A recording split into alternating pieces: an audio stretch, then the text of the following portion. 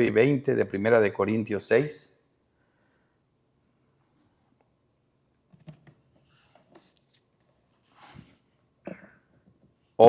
Dice, ¿o ignoráis que vuestro cuerpo es templo del Espíritu Santo, el cual está en vosotros, el cual tenéis de Dios y que no sos vuestro? Porque habéis sido comprados por precio. Glorificad pues a Dios en vuestro cuerpo y en vuestro espíritu, los cuales son de Dios. El título del mensaje es Cuerpo y alma somos de Cristo.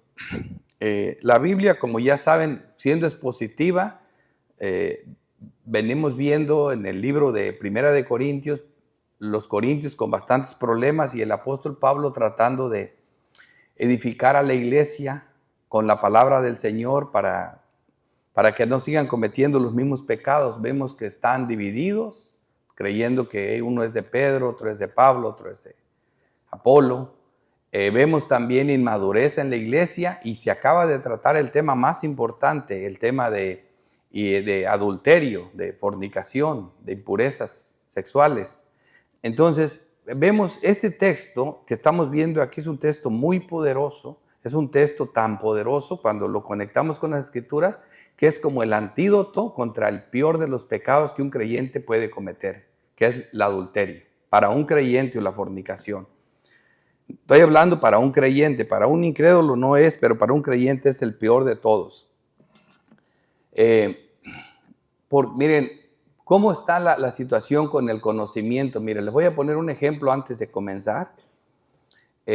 Pensemos que hay un señor de 40 años en un lugar, un aeropuerto, ve una mujer de 20 años de edad y se siente sumamente atraído por ella y ella por él. La joven finalmente viene y habla con él y le hace ver que está seducida por él. El hombre sabe que es hermosa y también muy atractiva y sensualmente, entonces él se agarra el teléfono. ¿Cómo tú le dices a este hombre que comienza con este deseo tan grande, no vayas a cometer ese pecado de adulterio, mira, tú estás casado y todo eso?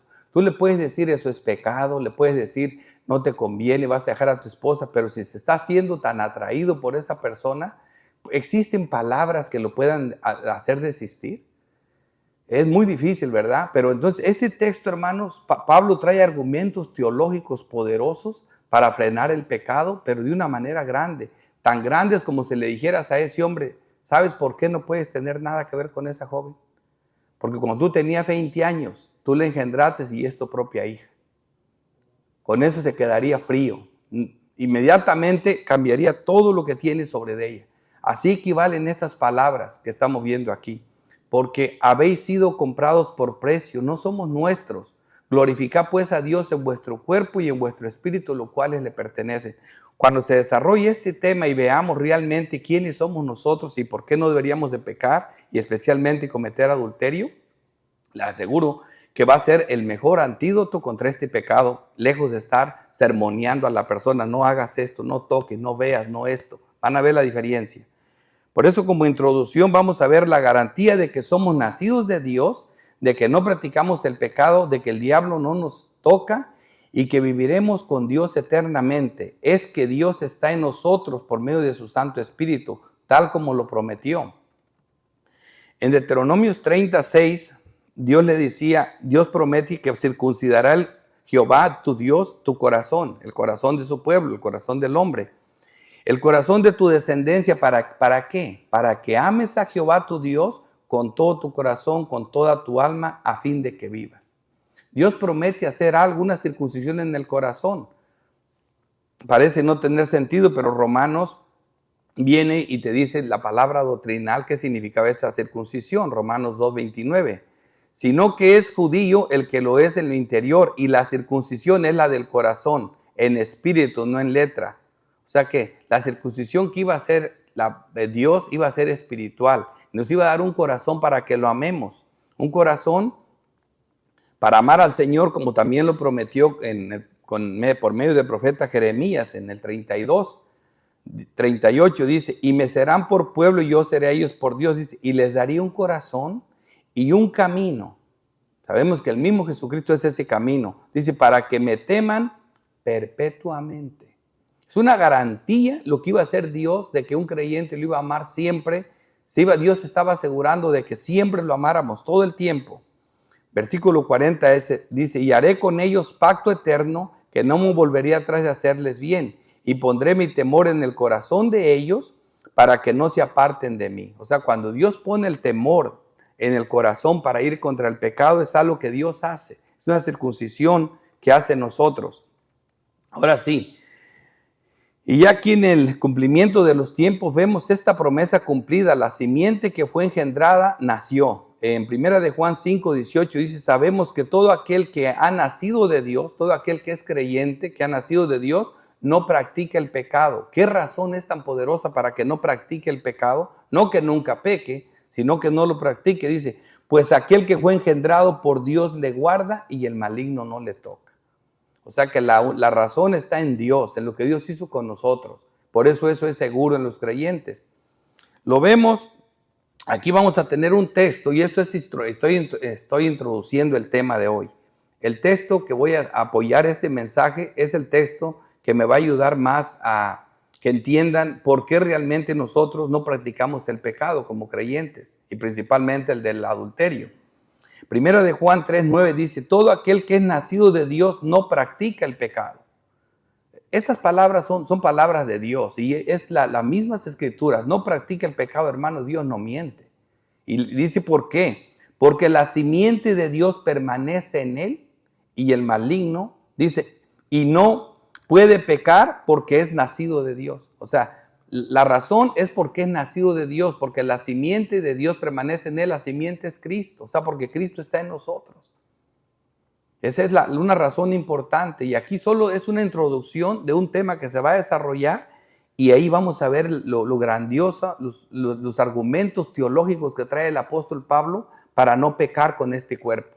Y vamos a desarrollar el tema con 3 encabezados. Como bosquejo voy a usar primero la libertad mal interpretada, y luego el 2 sería huir de la fornicación, o sea, la solución al problema. El 3 sería los creyentes glorifican a Cristo en cuerpo y alma. Así que vamos a ver, comenzamos con libertad mal interpretada. Después de lo que pasó, cuando estamos hablando en el contexto de los corintios, se practicaba mucho el pecado, era una ciudad muy pecaminosa. Yo creo que el hermano ya se los contó en los estudios anteriores. Llegaron al colmo de que un hombre se estaba acostando con la mujer de su padre. Entonces Pablo viene y le hablan al hermano, y él no creas que aceptó cuando le dijeron déjala, no la dejó. O sea, él prefirió ser expulsado de la iglesia. Entonces vemos que era un creyente esta persona, porque Pablo dice que después cuando lo disciplina, que lo entregó a Satanás para que su alma sea salva en el día del Señor. O sea que era un creyente verdadero, al menos eso sabía el apóstol. Sin embargo, vemos que así como hoy mismo se mencionan muchos refranes, se sacan textos de la palabra mal contexto, así estaba pasando en los días del apóstol Pablo. Por ejemplo, una prostituta, tú la quieres juzgar, luego te va a sacar. El que esté libre de pecado arroje la primera piedra. O sea, son textos que se aprenden porque les acomoda en su vida. Cualquier problema que está pasando un creyente que cree que Dios es bueno todo el tiempo y que todo está bien, luego le dice al otro, hermano, para los que están en Cristo Jesús, todas las cosas te ayudan a bien. Y así van sacando textos que son muy convenientes en la vida. Y eso es lo que los corintios están haciendo aquí. Como le dijeran, mira, así comienza. 1 Corintios 6:12. Todas las cosas me son lícitas. Los corintios le están diciendo a Pablo, tú acabas de decir que tenemos libertad en Cristo, ¿verdad? Que en Cristo somos libres, que tenemos la verdadera libertad. Tú nos enseñaste. Y por eso le dicen, todas las cosas me son lícitas. Pablo les contesta, mas no todas convienen. Luego sería como, siempre Pablo habla como un opositor imaginario, ¿verdad? Dice, todas las cosas me son lícitas, mas yo no me dejaré dominar de ninguna. Es verdad que tenemos libertad en Cristo, y vamos a ver qué es la verdadera libertad, es no pecar. Pero no todas convienen, dice. Y entonces ellos ponen este argumento, Pablo, el cuerpo es malo y pecaminoso, las viandas para el vientre y el vientre para las viandas, pero tanto el uno como el otro los destruirá Dios. Entonces no solo encontraron esos argumentos bíblicos, sino que la cultura grecorromana tenía por escuela y por conocimiento de que el cuerpo era muy pecaminoso y tenía un valor el alma muy grande. O sea, el suicidio era muy honroso en esos tiempos. El carcelero de Filipos, cuando vio que se salieron los presos, ya se iba a matar, porque prefieren matarse a fracasar en la vida. Y por cualquier cosa se mataban. Vemos emperadores que se suicidaron. ¿Por qué? Porque no lo miraban como nosotros, y miraban que lo importante era el alma y el cuerpo no tenía valor. Así que decían, total, ya somos salvos, vamos a ir al cielo, como muchos creen ahora, lo que hagamos con el cuerpo no importa, va a ser destruido. Eso es más o menos lo que estaba diciendo. Pero aquí viene el primer argumento que Pablo pone grande, dice, las viandas para el vientre primero y el vientre para las viandas, pero a todos estos los destruirá Dios, dice, pero el cuerpo no es para la fornicación. Mira los argumentos teológicos, no le dicen, no hagas eso, mira esto, mira lo otro, no. El cuerpo no es para la fornicación, sino para el Señor y el Señor para el cuerpo. Fíjate la diferencia. Tú dices que el vientre para la comida y la comida para el vientre y ambos son destruidos. Ahora ve el argumento teológico. No. Pero el cuerpo no es para la fornicación, sino para el Señor y el Señor para el cuerpo. Y todavía no termina, dice, y Dios que levantó al Señor también a nosotros nos levantará con su poder. Pablo le está diciendo, Dios tiene planes grandes para tu cuerpo. No lo menosprecies de esta forma. Y ahí vamos a desarrollar el mensaje. La confusión de los corintios consistía en el valor que ellos daban al cuerpo en contraste con el alma. Primera de Corintios 10:23 dice, todo me es lícito, otra vez, el mismo argumento, pero luego la respuesta divina, pero no todo conviene. Todo me es lícito, pero no todo edifica, ¿verdad? Lo dice, ninguno busque su propio bien, sino el del otro. Así que siempre estamos viendo este mismo patrón ahí. El gran valor que tiene lo espiritual sobre lo carnal.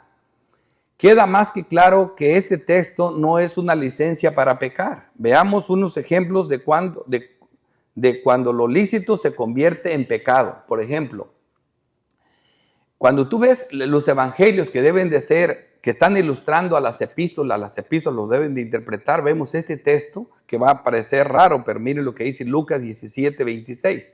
Dice que como fue en los días de Noé, así también serán los días del Hijo del Hombre. O sea, cuando se acabe el mundo, cuando Cristo venga.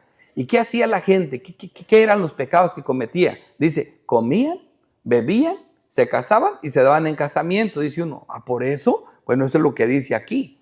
Pero es lo que le digo, y ahorita vamos a ver cómo algo lícito se convierte en pecado, ¿verdad? Cuando abusas de eso.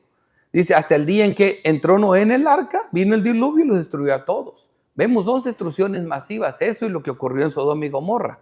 Por eso el 28 dice, y así mismo como sucedió en los días de Lot. ¿Y qué hacían?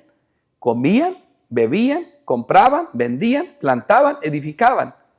Mas el día en que Lot salió de Sodoma, llovió del cielo fuego y azufre y los destruyó a todos. Decimos, bueno, por esas cosas, vemos ahorita. Pero mira lo que dice la palabra de Dios.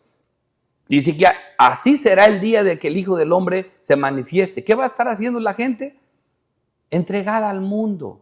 Vivir de esta manera, hermanos, vivir por la comida, por lo que vendes, por lo que compras, por el casarte, por eso, es ponerle la espalda a Dios. Y una vida impía, una vida de impiedad es amor al mundo. Y todo aquel que ama al mundo es enemigo de Dios.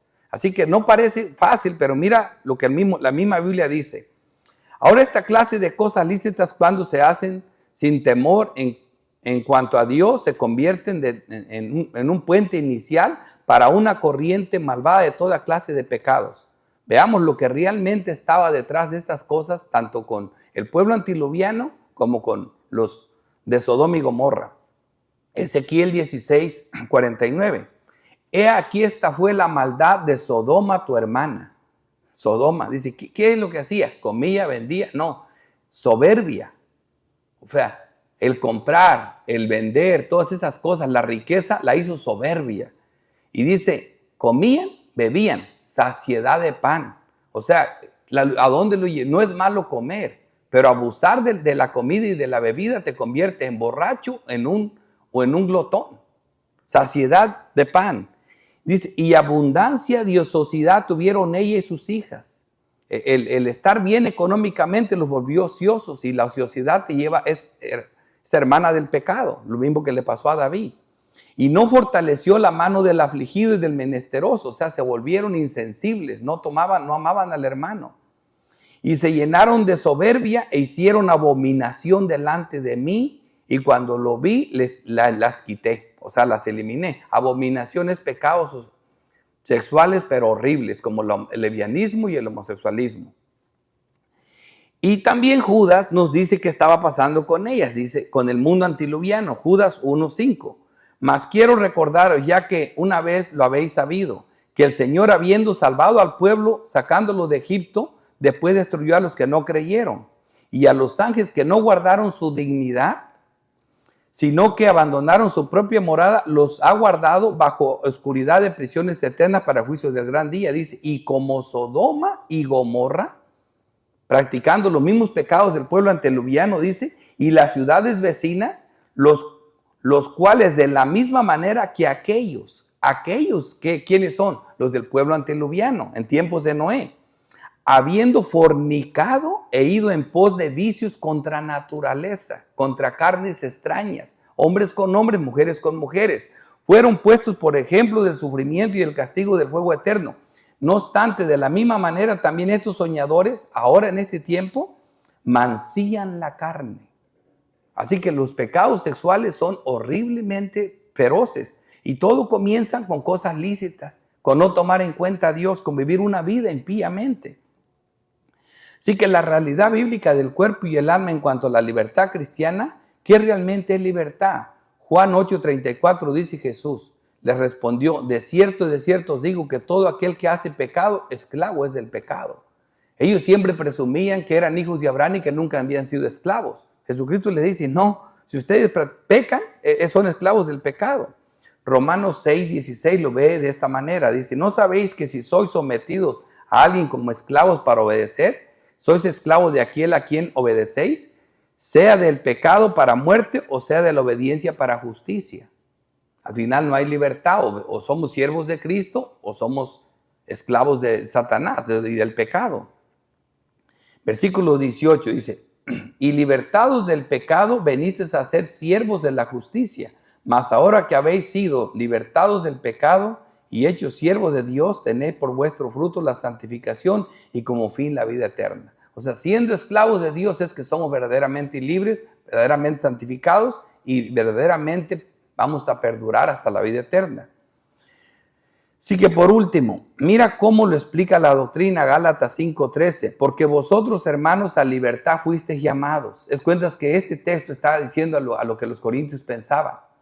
A libertad fuisteis llamados, solamente que no sea la libertad como ocasión para la carne, sino servir por amor los unos por los otros, que es precisamente lo que estaban haciendo ellos. Pero ya aquí cuando Pablo viene con los argumentos teológicos, la cosa se pone aún más hermosa. Versículo 14 dice, y Dios que levantó al Señor también a nosotros nos levantará con su poder. O sea, si tú piensas que el cuerpo va a ser como el cuerpo de un animal que va a quedar y se va a podrir y ahí va a quedar, estás equivocado. Fíjate lo que Dios dice, y Dios que levantó al Señor también a nosotros nos levantará con su poder.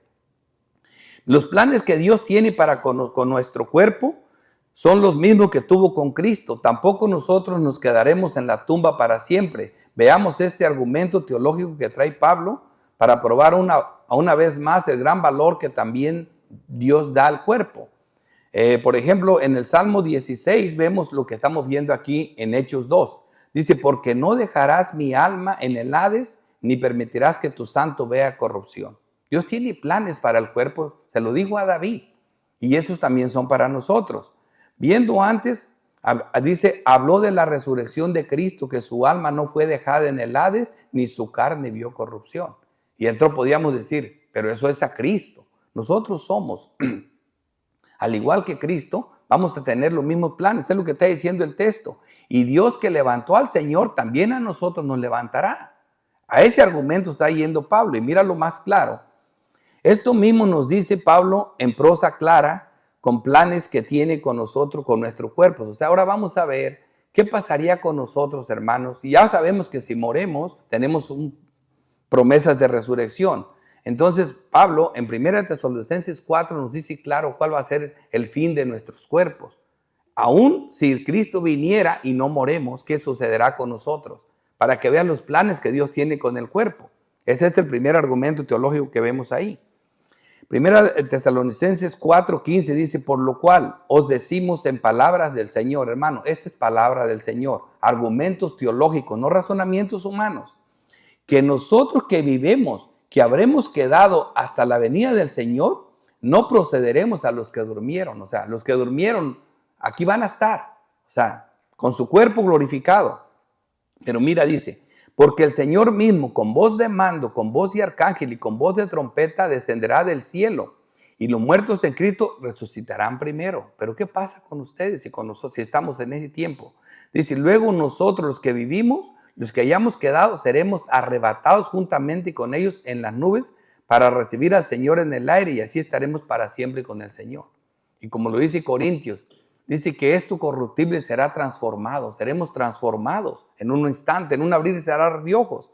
Seremos transformados para reunirnos con el Señor. O sea que esto corruptible, como lo leyó el hermano al principio, no puede heredar lo incorruptible. El cuerpo tiene planes Dios con el cuerpo. Y el ejemplo de eso es nuestro Señor Jesucristo. Con el mismo cuerpo que se fue, subió a los cielos. Está en el cielo, hermano, sentado a la presencia de Dios con ese cuerpo. Y cuando no creían les dice, miren lo que tengo aquí, las marcas de los clavos. Y pásenme la comida, voy a comer con ustedes. Pero ahora era glorificado. Ahora ya no ocupó que le abrieran las puertas. Él entró y se puso en medio de ellos y se fue sin que les abrieran la puerta para salir. Cuando lo vio Pedro, que Pedro lo conocía, pero se tiró al agua y se tapó sus ropas. ¿Por qué? Porque estaba glorificado. Dios tiene planes para nuestro cuerpo. Segundo encabezado, huí de la fornicación. Huí de la fornicación. Aquí vienen los argumentos. Sigue Pablo con argumentos teológicos. Yo no los voy a convencer, los va a convencer Dios. ¿No sabéis que vuestros cuerpos son miembros de Cristo? Sí que el Señor está diciendo, sí. La iglesia es el cuerpo de Cristo, es una alegoría. Así que si la iglesia es el cuerpo de Cristo, nosotros individualmente, como parte de la iglesia, somos miembros de Cristo. O sea que lo que Pablo está diciendo, que el pecado de adulterio mutila a Cristo. Porque te unes con una ramera cuando tú estás unido a Cristo. Así que cuando te dan estos argumentos, te vas a poner a temblar. Dice, quitaré pues los miembros de Cristo y los haré miembros de una ramera. ¡Wow! De ningún modo. ¿O no sabéis que el que se une con una ramera es un cuerpo con ella?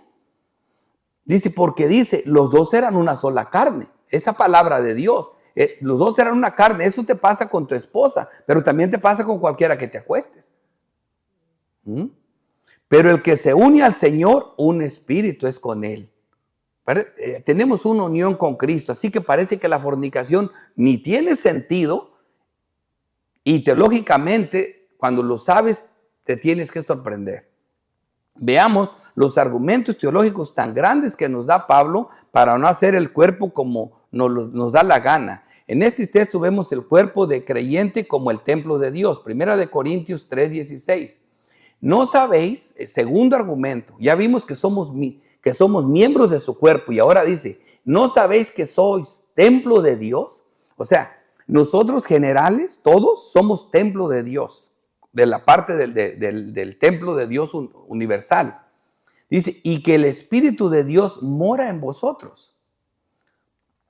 Si alguno destruye el templo de Dios, Dios lo destruirá a él.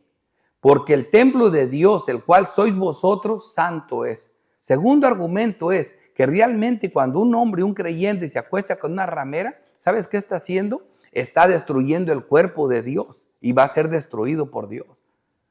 O sea, es terrible, esto es fuerte. Somos nosotros todos templo de Dios. Es como si este edificio fuera el templo de Dios. Bueno, nosotros somos parte de esa construcción. Cristo es la piedra angular, los apóstoles son los simientes y nosotros somos piedras que vamos componiendo esta iglesia, que es un solo templo. Eso es algo alegórico, pero eso es lo que está diciendo la enseñanza aquí. Y esta es la estructura de la iglesia de Cristo, Efesios 2:20, edificado sobre el fundamento de los apóstoles y profetas, siendo la principal piedra del ángulo Jesucristo mismo. en quien todo el edificio bien coordinado va creciendo para ser un templo santo en el Señor. Dice, en quien vosotros, todos los creyentes, también sois juntamente edificados para morada de Dios en el Espíritu. Versículo 17. Pero el que se une al Señor, un espíritu es con el Señor. O sea, tenemos el que se une al Señor es otro argumento poderoso. Un espíritu es con el Señor. Otro argumento importantísimo, dice, los verdaderos creyentes están unidos a Cristo. Romanos 8:11 dice, y el espíritu de aquel que levantó de los muertos a Jesús mora en vosotros. El espíritu de aquel que levantó de los muertos a Jesús, dice, mora en vosotros. El que levantó de los muertos a Cristo Jesús, vivificará también vuestros cuerpos mortales por su espíritu que mora en vosotros. Pablo acaba de decir que una de las razones es porque el que levantó a Cristo de los muertos también nos levantará a nosotros. Lo mismo está diciendo Romanos. Si el espíritu de aquel que levantó de los muertos a Jesús mora en vosotros, el que levantó de los muertos a Cristo vivificará, o sea, te dará vida a ese cuerpo muerto, también vuestros cuerpos mortales por su espíritu que mora en vosotros. Así que estamos viendo el valor que tiene el cuerpo. Y aquí viene otros textos importantes. Esta parte es sumamente importante lo que les voy a decir. Mira, ustedes han oído de la palabra Abba Padre. Esa palabra solamente se pronunció una sola vez por Cristo, ¿verdad? Cristo fue el que la pronunció y luego Pablo hace mención 2 veces de ese texto. Cristo en el momento de su agonía, cuando iba a morir, cuando ya sabía que iba a morir, orando en Getsemaní, cuando se aparta a orar a una distancia considerable, en ese momento dice Lucas, Mateo dice que Cristo estaba que dice estoy triste hasta la muerte. Lucas dice estaba en agonía, se estaba muriendo, sudando gotas fuertes de sangre. ¿Por qué? Por el momento que iba a tomar el pecado de nosotros, el momento en que nuestros pecados iban a pasar a él se iba a morir, se estaba reventando. Pero entonces vino un ángel y lo fortaleció. Y en ese momento él ora estas palabras, dice, yéndose un poco adelante, se postró en tierra y oró, que si fuese posible pasase de aquella hora. Es esa hora, no el tiempo de morir más adelante. No, olvídate, la hora en que el pecado de nosotros iba a pasar a él. Y le dice así, decía, Abba, Padre, todas las cosas son posibles para ti. Primero reconoce que no hay nada imposible para Dios. Nada imposible para Dios. Dice, aparta de mí esta copa. El problema era esa copa que se iba a tomar con nuestros pecados. Mas no sea lo que yo quiero, sino lo que tú. Lo más grandioso, hermanos, es que el apóstol Pablo lo trae en 2 textos donde está diciendo que nosotros somos hijos de Dios. Romanos 8:15 dice, pues no habéis recibido el espíritu de esclavitud para estar otra vez en temor. Dice, sino que habéis recibido el espíritu de adopción, el que nos hace ser hijos de Dios. Por eso aclamamos Abba Padre. Pablo volvió a usar esas mismas palabras y habla Padre. Y lo sorprendente que a pesar de que los 3 sinópticos hablan esta misma palabra, esta oración de Cristo, solo Marcos dice Abba Padre. Mateo dice Padre mío. Y Lucas dice solo Padre. Ahora, ha habido una interpretación corrientita, y digo yo porque no es la buena, que dice que Abba Padre quiere decir Padre, Papito. No. R.C. Sproul dice que cuando él buscó esta palabra, él solo encontró que era Padre, y que en el griego dice Padre, pero de una manera especial. Una relación padre-hijo como nunca antes la han tenido. O sea, hay una connotación en una relación muy íntima. Este no es un amor de padres común, es algo raro. Es precisamente, yo le creo más a las escrituras. Cuando Mateo dice Padre mío, eso hace la diferencia. Así que cuando Cristo nos enseña a orar, digan Padre nuestro. Así que es una relación tan grande, hermanos, que eso es lo que cambia todo a nosotros. Y ahorita lo van a ver mejor. Aquí en Romanos 8:16 dice, el Espíritu mismo da testimonio a nuestro espíritu de que somos hijos. O sea, Dios dentro de nosotros le da testimonio a Dios de que somos verdaderamente hijos. Y todavía aquí no termina, dice, y de igual manera el Espíritu nos ayuda en nuestras debilidades. Pues, ¿qué hemos de pedir como conviene? No lo sabemos, dice, pero el Espíritu mismo intercede por nosotros con gemidos indecibles. O sea, lo que dice no lo sabemos, pero hay alguien que sí lo sabe. El Espíritu que está dentro de nosotros intercede por nosotros con gemidos indecibles. No lo sabemos, pero que alguien que sí lo sabe. El versículo que sigue. Mas el que escudriña los corazones sabe las intenciones del Espíritu, porque conforme a la voluntad de Dios intercede por los santos. Así que Dios que mora en nosotros es un argumento, hermanos, para no pecar. ¿Por qué creen que no peca? Porque la simiente está en nosotros y el maligno no nos toca. Aquí estamos viendo, Dios está en nosotros, el Espíritu de Dios que está en nosotros gime con algo que no lo entendemos nosotros, pero Dios sí lo entiende.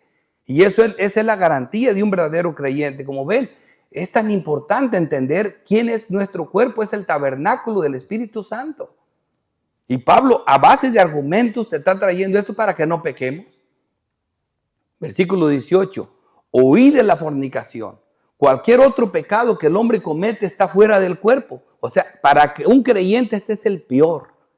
Es tan malo, es más malo que el diablo. Ahorita van a ver, yo no hablo sin Biblia, por eso cito tantos versículos. ¿Por qué les voy a decir ahorita que es más malo que el diablo? Huid de la fornicación, cualquier otro pecado que el hombre comete está fuera del cuerpo, mas el que fornica contra su propio cuerpo peca. Veamos lo serio que es el pecado de fornicación. Santiago 4:6 dice, pero él da mayor gracia, por eso dice, Dios resiste a los soberbios y da gracia a los humildes. Someteos pues a Dios, resistid al diablo y huirá de vosotros. Al diablo lo podemos resistir y huye de nosotros, pero la fornicación no la resistas, huye de ella. Huye de ella. Por eso le digo que es más malo que el diablo, porque está atentando contra el tabernáculo de Dios. Eso es un pecado feo. A veces yo creo que ustedes ya están diciendo, si yo hubiera sabido esto antes, ¿verdad? O con esto que estoy sabiendo, ahora ya sé qué tan santo es mi cuerpo para no pecar. Pablo no nomás te dice no lo hagas, no, sino que te trae argumentos teológicos para que entiendas. El pecado de fornicación bien podemos decir que es más peligroso que el diablo, como lo vimos aquí, en el sentido de que el diablo lo usa para disfrazar sus ataques. Acordémonos que él es experto en el disfraz. Dice que no nos maravillemos porque el mismo Satanás se disfraza como un ángel de luz. Vemos este mismo texto en otros dos géneros literarios. Por ejemplo, en Proverbios 6:27 dice, ¿tomará el hombre fuego en su mano sin que sus vestidos ardan? Hablando de lo peligroso que es la mujer, jugar con la fornicación. ¿Andará el hombre sobre brasas sin que sus pies se quemen? Así es al que se llega a la mujer de su prójimo, no quedará impune ninguno que la tocare. O sea, es serio el asunto. O también vemos en el otro género literario, histórico, cuando Josué salió huyendo y dejó la ropa. ¿Ven? Salió huyendo para no cometer pecado contra Dios, como él decía. Así que hasta aquí llevamos todos estos argumentos. Vamos a continuar con nuestro último encabezado. Los creyentes glorifican a Cristo en cuerpo y alma. Este es el jaque mate del mal uso de la libertad cristiana. ¿O ignorás que vuestro cuerpo es templo del Espíritu Santo? Este es el argumento más poderoso, pero ya traen información. Ya saben de lo que estoy hablando. ¿O ignorás que vuestro cuerpo es templo del Espíritu Santo, el cual está en vosotros, el cual tenéis de Dios y que no sois vuestro? Ya le dije que tu cuerpo es miembro de Cristo. O sea, pecar con tu cuerpo es mutilar a Cristo. Ya te dije que nosotros somos el templo de Dios. Así que ahora aquí va más allá. Dice, o ignorás que vuestro cuerpo, tu cuerpo, dice, es templo del Espíritu Santo. O sea, tú personalmente eres templo del Espíritu Santo. Dice, el cual está en vosotros, el cual tenéis de Dios y que no sois vuestro, no te perteneces. Vuestro cuerpo es templo del que está dentro de nosotros, esto es del Espíritu Santo. El cuerpo del creyente pertenece al Señor y es la residencia del Espíritu Santo. No somos dueños de nuestro cuerpo porque Dios nos crió, Jesús nos redimió y el Espíritu Santo habita dentro de nosotros. El Dios Trino reclama ser el dueño de nuestro cuerpo, pero nos da libertad para que voluntariamente le consagremos y entreguemos nuestros cuerpos físicos. El griego tiene dos palabras que se pueden traducir templo. Una es hierón, Dice, al que se refiere a todo el complejo del templo en general, como en la ciudad de Jerusalén. Es el templo que vimos en 1 de Corintios 13, ¿verdad?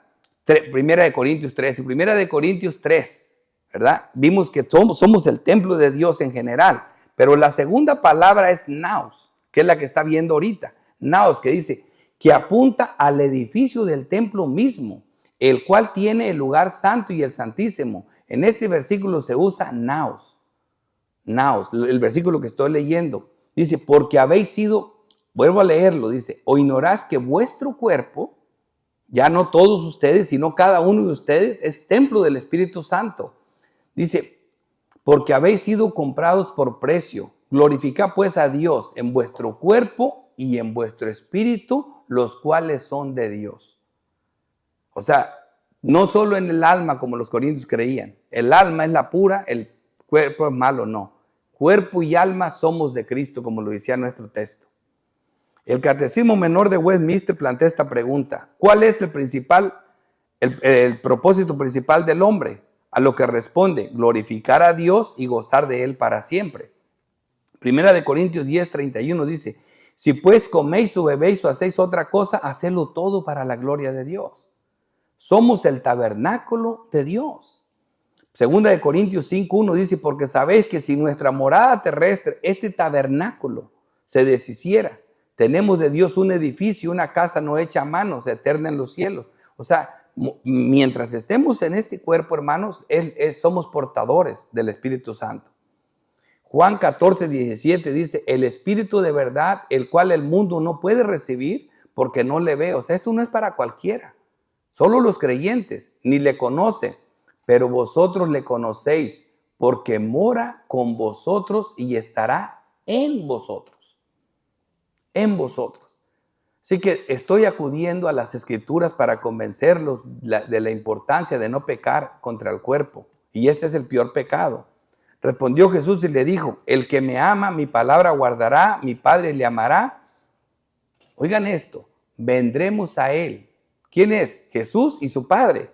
Están diciéndote a ti. Dice, y vendremos a Él. Dice que el que le ama, su palabra guardará, su Padre le amará. Dice Cristo, y vendremos a Él y haremos morada con Él. Jesús acaba de decir que Él y el Padre uno son. Así que cuando viene Cristo es como si viniera Cristo y el Padre a hacer morada con nosotros.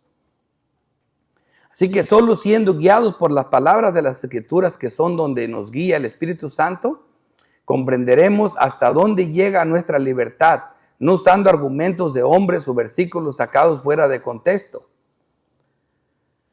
Por ejemplo, en Juan 16:12 dice, aún tengo muchas cosas que decir, pero por ahora no las podés sobrellevar, dice Cristo. Por más que te lo explique, hermanos, esto es algo grandioso. Jesús le dice esto a los apóstoles. Por más que les enseñe, ahora no van a poder, pero va a haber un día que van a poder, dice Cristo, versículo 13. Pero cuando venga el Espíritu de verdad, Él los guiará a toda la verdad, porque no hablará por su propia cuenta. El Espíritu de aquí, el que clamaba Padre con gemidos indecibles, Dios entiende el lenguaje. Es como si Dios le hablara a Dios. Dice, porque Él clamará de su propia cuenta, sino que hablará todo lo que oyere de Dios, y os hará saber las cosas que habrán de venir. Así que Dios mismo toma control de nosotros, 1 de Corintios 2:13, lo cual también hablamos no con palabras enseñadas por sabiduría humana, sino con lo que enseña el Espíritu, acomodando lo espiritual a lo espiritual, Dios hablándole a Dios. Esto es glorioso para no pecar, un antídoto claro contra el pecado. Como resumen, solo y solamente siendo hijos de Dios, escogidos de pura gracia, podemos dar gloria a Dios y tener un correcto conocimiento de las Escrituras, acomodando lo espiritual a lo espiritual.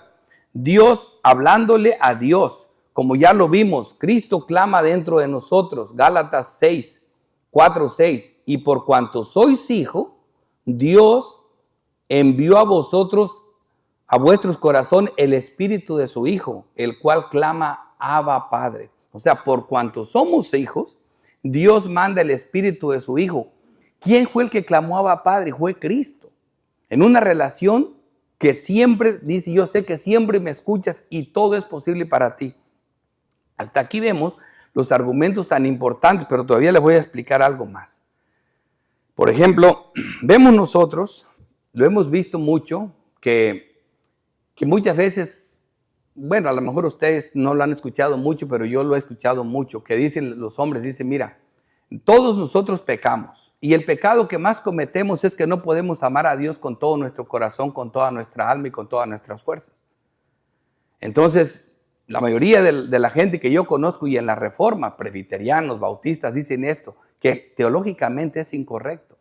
¿Por qué les digo esto? Mira, hermano, si fuera real lo que estamos diciendo, que no podemos amar a Dios con nuestro corazón, con nuestras almas, con nuestra mente todos los días, porque es verdad, nosotros no podemos. Entonces, ¿quién es el que practica el pecado? ¿De quién es hijo? Del diablo. Entonces, el que practica el pecado no es creyente. El que practica el pecado se vira al infierno. Así que si nosotros no podemos amar a Dios con todo nuestro corazón, con toda nuestra mente y con toda nuestra alma todos los días, tendríamos que irnos al infierno. Pero eso no es verdad. Ahora, ¿quién puede amar a Dios con todo nuestro corazón? El hombre interior. Por eso dice Pablo en Romanos 7, hermano, dice Pablo, me sorprendo. Porque según el hombre interior me deleito en la ley de Dios. Siempre amo a Dios. Pero veo otra ley en mis miembros que me lleva cautivo a la ley del pecado, mi carne. La carne quiere pecar. Así que la Biblia es clara diciendo en Santiago, si en verdad cumplir la ley real conforme a las Escrituras, bien hacéis, amarás a tu prójimo como a ti mismo. O sea, amando al prójimo cumples la ley.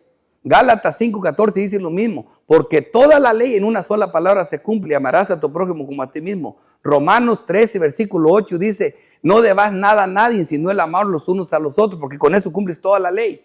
Y luego dice, porque no matarás, no cometerás adulterio, no codiciarás, no levantarás falsos testimonios y no desearás nada de tu prójimo. Dice, y cosas semejantes, dice, cumpliendo todo eso cumples toda la ley. Dice, ámense unos otros porque el que ama ha cumplido toda la ley. O sea, y entonces Cristo definió la ley como 2 mandamientos, se cumplen los 10. Amar a Dios y amar al hermano. ¿Y por qué nosotros Dios nos manda que solo amemos al hermano? Hermanos, porque el momento en que naces de nuevo, la simiente de Dios viene a morar dentro de ti. Y el hombre interior puede amar a Dios 24/7. El hombre interior nunca deja de amar. Él clama a Dios, Abba Padre. Tiene una relación del hombre interior con Dios. El hombre interior se deleita con Dios y está dentro de ti. Sí, de ese cuerpo que tienes que considerarlo. Eso es la grandeza del evangelio. Dios está en nosotros, es la esperanza de gloria. Y lo vimos en los textos, los traje muchos, ahora les estoy resumiendo, pero ya les mostré por los textos, para que no digan de dónde la sacó. Así que ustedes tienen algo de Dios dentro de ustedes y eso es lo que nos evita cumplir la primera tabla de la ley. Por eso un verdadero creyente, hermanos, es un hombre que ama a Dios siempre en el hombre interior, es un hombre que toma a Dios, el nombre de Dios en serio, nunca lo toma en vano, es un hombre, hermanos, que lo más importante que no tiene ídolos, y el cuarto es un hombre que si eres creyente te congregas. Porque la santificación del Sabbat, que era en el Antiguo Testamento, un verdadero creyente no puede estar en ningún otro lado más que congregándose. Eso viene en el nuevo nacimiento, viene en algo en el interior. En la carne se puede quedar en otro lugar, dice, no, hoy tengo fiesta, hoy no voy a ir a la iglesia. Eso es tu carne, pero el hombre interior, si eres creyente, te va a decir, te va a gritar por dentro, tienes que ir a la iglesia, yo no puedo estar en ningún otro lado más que en la iglesia. Eso es la grandeza, así que nuestro cuerpo y nuestro alma son de Dios. Por eso yo estoy predicando Primera de Tesalonicenses, voy a predicar el capítulo 5 y ahí está un texto controversial que dice, y todo vuestro ser completo. Si eres creyente, mira cuál es tu ser completo, espíritu, cuerpo y alma. Ese es tu ser completo. Ahora, pero nosotros, aquí dice la Biblia, nosotros somos bipartitos. Nosotros somos cuerpo y alma, exactamente. Nosotros somos cuerpo y alma. Pero viene alguien a morar dentro de nosotros, el Espíritu de Dios. El Espíritu de Dios que mora en nosotros no es parte de nosotros, pero está en nosotros. Es Dios. Dios no deja de ser Dios para estar en ti, y en ti, y en ti. Sin embargo, está en nosotros. O sea, nuestro ser completo es cuerpo, alma y Dios morando en nosotros. Eso es ser glorioso. Así que creo que estos son muy buenos argumentos. Voy a dar 2 aplicaciones rápidas y concluyemos. La verdadera libertad cristiana, Colosenses 2:16. por tanto, nadie nos juzgue en comida o bebida. Oigan esto, ya entendieron lo que estamos hablando. O en cuanto a días de fiesta, lunas nuevas, días de reposo, todo lo cual es sombra de lo que ha de venir, pero el cuerpo es de Cristo. O sea, aquellas cosas apuntaban a Cristo, todos esos días.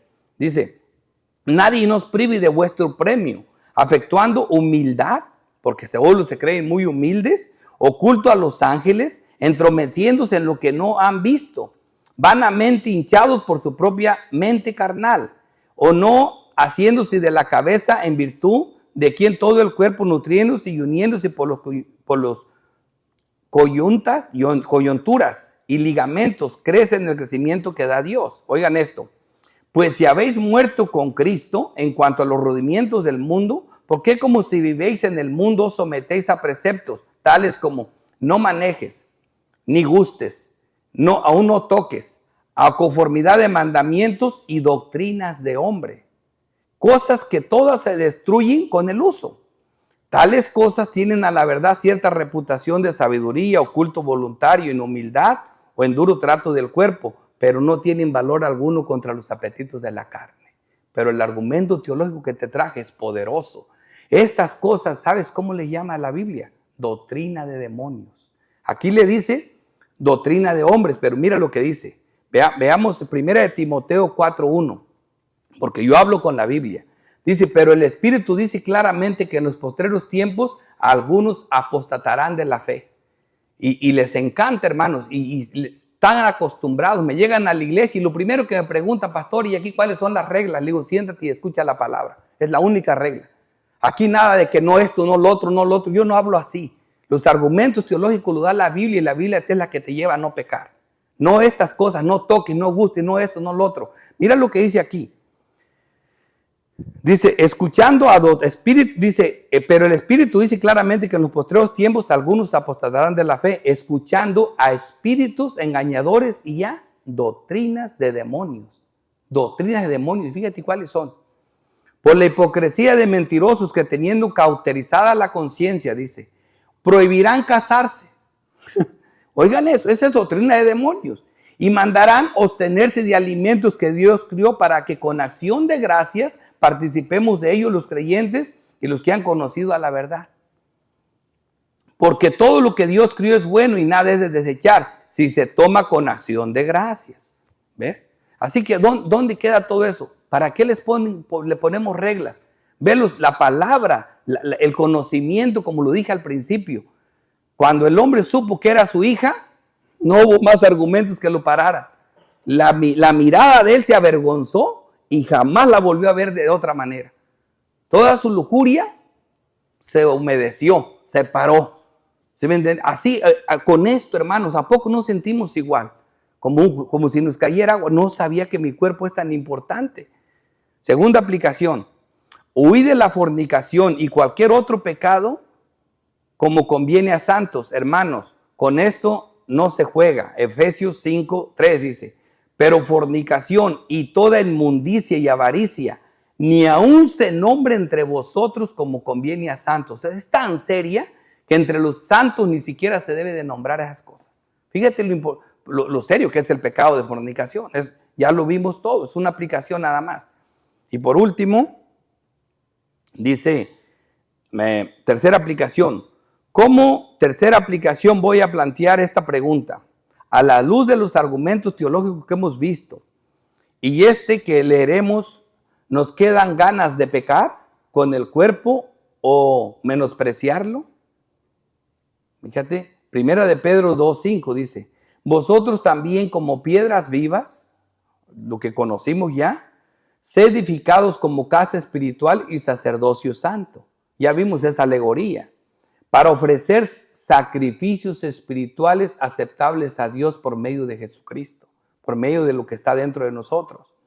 Mas vosotros sois, mira lo que somos en Cristo, mira lo que eres, hermano, mira lo que es tu cuerpo. Ya sabes que es un tabernáculo santo, pero también eres linaje escogido, como si fuera real sacerdocio, nación santa, pueblo adquirido por Dios, para que anuncie las virtudes de aquel que os llamó de las tinieblas a la luz admirable.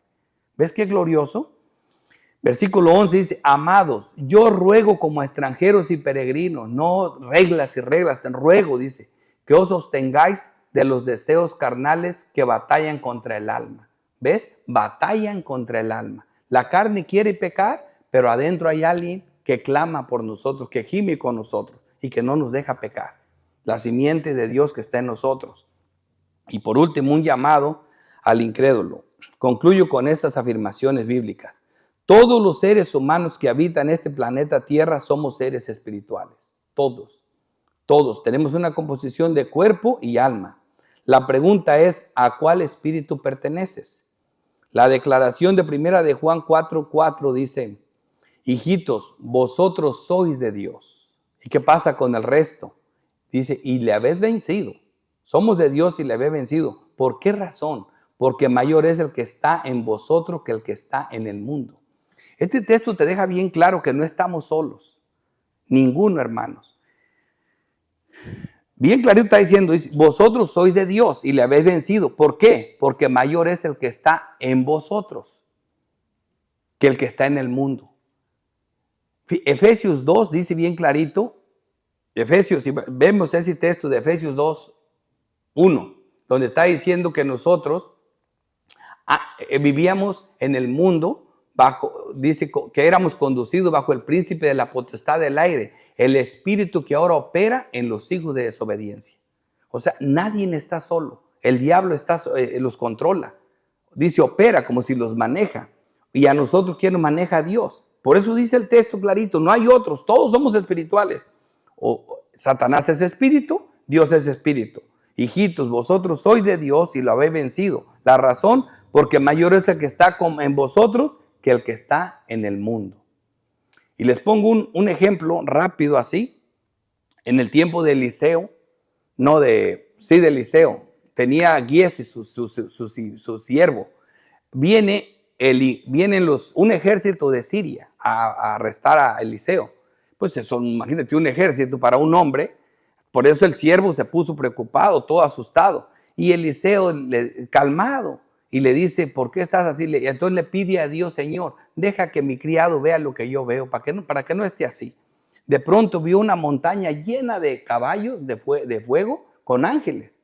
Estaban todos listos para defender a Eliseo.